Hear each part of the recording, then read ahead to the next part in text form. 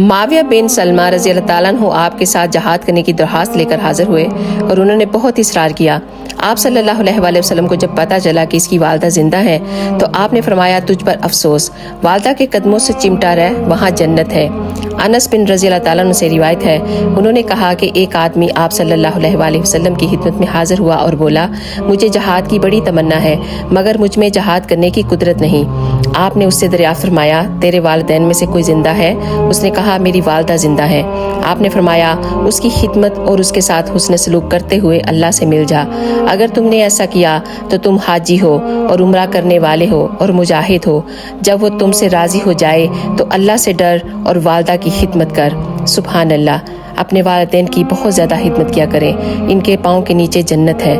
اللہ تعالی ہم سب کو اپنے والدین کا سایہ نصیب کرے، آمین یا رب العالمین۔ اگر ویڈیو اچھی لگے تو ضرور شیئر کیجیے گا۔